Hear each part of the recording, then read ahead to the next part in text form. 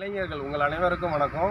இப்போ இந்தியா ஃபுல்லாக போராட்டம் நடைபெறுது. எதுக்குன்னா விவசாயிகளுக்கான சட்டத்தை எதிர்த்து போராட்டம் நடக்குது. விவசாயிகளுக்கான சட்டம் அப்படின்றது இதில் போராடக்கூடிய மக்கள் மொத்தம் ஒரு 100 பேர் இருக்கிறாங்கன்னா, இந்த 100 பேரில் 85% மக்கள் யாருன்னு கேட்டால் யாருமே விவசாயி இல்லை.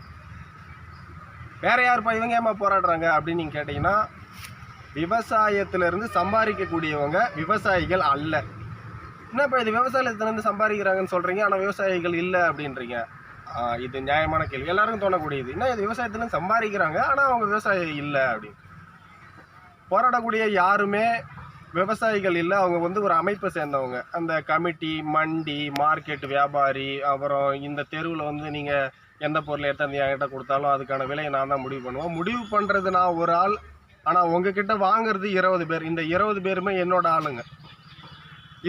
இவங்க முடிவு பண்ணுறதா. இப்போ நீங்கள் ஒரு நெல் விளைவிக்கிறீங்க, நான் ஒரு நெல் விவசாயி, இது எங்களோட நிலம். இந்த நெல்லோட இப்போதைய மார்க்கெட் ரேட்டு 800 ரூபாய் 850 ரூபாய் அப்படின்னு சொல்லிட்டு அந்த மண்டியில் என்ன முடிவு பண்ணுறாங்களோ அவங்கக்கிட்ட எடுத்து போய் நான் அந்த ரேட்டுக்கு போடணும்.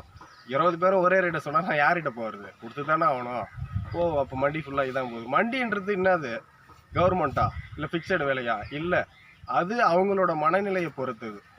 ஒன்று சட்டம் என்ன சொல்லுதுன்னா, நீங்கள் உங்களோட உற்பத்தி பண்ணுற பொருளை ஒரு கம்பெனி கூட டீல் வச்சிங்க. அதாவது என்னது, ஒப்பந்தம் போட்டுக்குங்க. அவங்கக்கிட்ட குறைந்தபட்சமாக இந்த விலை வந்தால் விற்கலாம், அதிகபட்சமாக இந்த விலை வைக்கலாம். அதெல்லாம் உங்களோட விருப்பம். நீங்கள் உங்களோட விலை, இதை நான் தயாரிக்கிறேன், இந்த நெல்லை இதை நான் தானே உற்பத்தி பண்ணுறேன், இது என்னோட உரிமை, இது என்னோட விலை. நான் அவங்க கூட அக்ரிமெண்ட் போட்டேன்றதுனால நீ அக்ரிமெண்ட் போட்ட நீ விற்று தான் ஆகணும் அப்படின்னு அதில் சொல்லவே இல்லை. அப்படி சொன்னால் தாராளமாக அந்த நம்ம எதிர்த்து போராடலாம். அது நியாயமானதும் கூட. நீ அக்ரிமெண்ட் போட்டப்பா, இந்த ரேட்டு தான் நீ அக்ரிமெண்ட் போட்டுக்கிற, இந்த ரேட்டு தான் நீ விற்று ஆகணும்னு அதை சொன்னால் கன்ஃபார்ம் அது விவசாயிகளுக்கு எதிரானது. நிச்சயமாக விவசாயி எல்லாம் போராடுவோம். விவசாயி போராட மாட்டேன், ஏன்னா அவனுக்கு அது என்னன்னே தெரிய மாட்டுது. எல்லாருமே கொஞ்சம் என்ன சொல்கிறது, அறியாமையில் தான் இருக்கிறாங்க. விவசாயி போராடவும் மாட்டான், ஏன்னா தெரிஞ்சாலும் போராட மாட்டான், ஏன்னா இது அவனுக்கு எதிராக இல்லை. நீ மண்டியில் எடுத்துமே போடுற, மண்டியில் போடாதப்பா, ஒரு கம்பெனி கூட டீல் வச்சுக்கி உன்னோட பொருளை வாங்கி ஒரு உதாரணத்துக்கு இப்போ சமீப காலமாக பார்த்தீங்கன்னா மிகப்பெரிய அளவில் வெள்ளம் வந்ததுன்னா அப்போ வெங்காயத்தோட விலை ஏறுது. மேற்கு வங்காளத்தில், அப்புறம் ராஜஸ்தானில் நினைக்கிறேன், சரியாக எனக்கு தெரியல. இங்கெல்லாம் வெள்ளத்தால் பாதிக்கப்பட்டு அங்கேருந்து வர வெங்காயம் வரத்து குறைஞ்சதுனால இங்கே விலை ஏறுது. ஆனால் இது 2014க்கு முன்னாடி 2009 அது என்னன்னு தெரியல, இதுக்கு முந்தின அரசு இருக்கிறப்ப நீங்கள் பார்த்தீங்கன்னா புயலோ வெள்ளமோ எதுவுமே ஏற்படாமல் வெங்காய விலை ஏறுது. நான் சொல்கிறது உங்களுக்கு புரியுதுங்களா? இப்போவும் விலை ஏறிக்குது. ஆனால் புயல் வெள்ளம் பாதிப்பு ஏற்பட்டதுனால இப்போ விலை ஏறுது. எதுவுமே ஏற்படாமல் அப்போ விலை ஏறிச்சு. உங்கள் தாத்தாவோ இல்லை நம்ம அப்பாவை கேட்டால் அவங்களாம் சொல்லுவாங்க. அவங்கள பார்த்துருக்கு. உங்களுக்கு இப்போ இருக்கிற ஜென்ரேஷன் எனக்கு தெரியல, என்ன மாதிரி பசங்களை சொல்கிறேன், எல்லாரையும் குறிப்பிட வரல. அப்போ எந்த பாதிப்பும் ஏற்படாமல் விலை ஏறிச்சு, அது எப்படி அப்படின்னு உங்களுக்குள்ள கேள்வி எழும்பிச்சுன்னா நல்லா புரிஞ்சுங்க. பாதிப்பு ஏற்படுறதுனால வரத்து குறையுது, அதனால் இப்போ ஏறுது. இது நியாயம், இதில் ஒரு அர்த்தம் இருக்குது. எதுவுமே இல்லை, விலை ஏறுது. எப்படி ஏறுது? வெங்காயத்தை உங்ககிட்ட இருந்து கொள்முதல் பண்ணுறவங்க ஸ்டோரேஜ் பண்ணுறாங்க. யார்? அந்த மண்டிக்காரங்க ஸ்டோரேஜ் பண்ணுறாங்க. ஒரு 5 டன்னு 6000 டன்னுன்னு ஒரே அடியாக விலை ஏறதுக்கப்புறம் உங்ககிட்ட நீ அதாவது நான் உற்பத்தி பண்ணி இது பண்ணி அவங்ககிட்ட எடுத்து போயிட்டு 100 ரூபான்னு கொடுத்தா அவன் ஸ்டோரேஜ் பண்ணி அதை 500 ரூபான்னு விற்கிறான். இது எப்படி இருக்குது பாருங்கள்.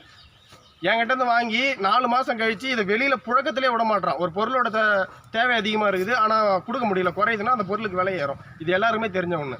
இதை யோசிக்கிற அளவுக்கு எங்களை மாதிரி விவசாயிகளுக்கு பக்குவம் இல்லை, ஆனால் அவங்களுக்கு இருக்குது. ஏன்னா எங்களுக்கு யோசிக்கிறதுக்கு நேரம் இல்லை, அவங்களுக்கு உழைக்கிறதுக்கு நேரம் இல்லை. இது 2 தான் வித்தியாசம்.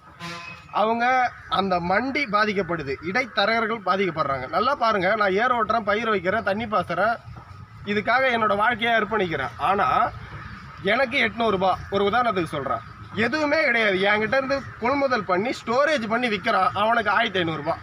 800 + 700. நல்லா பார்த்துங்க, இந்த லேண்ட் எண்ணுது, முதலீடு எண்ணிது, இந்த பயிர் எண்ணிது, இதோட மருந்து எண்ணிது, இதோட உழைப்பு எண்ணிது, இது எல்லாமே எண்ணிது.